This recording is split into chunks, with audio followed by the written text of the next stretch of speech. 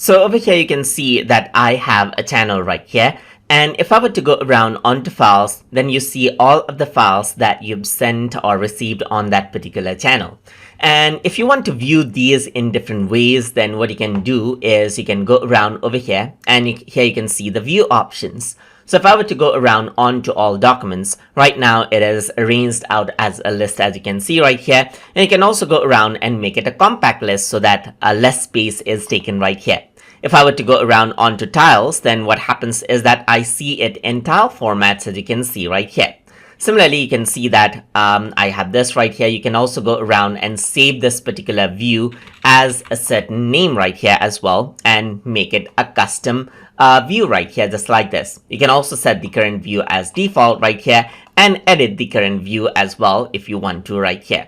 So you can see that you can also edit in grid view right here, just like this. So this is what you have, as you can see, and you get the editing option. So you can go around and change, let's say for example, the modification. You can drag this, and let's say for example, I want the name over here on on this side. You can just go around and then drag it out over here, just like this. You can go around and add in columns right here as well, just like this. So if I were to go around over here onto column and add in location right here, so let me just go around and say location, just like this, and click on save right here. Then another column will be added out right here, just like this. So you can see that this is what you have right here. So you can go around and change around the location on the beginning right here and so forth, and arrange out different sections right here. You can also go around right here, enter out a location right here, and assign it to that particular file right here. So let me just go around and say Yangon right here. That will be the location. So use this location, and there you go. It's tagged on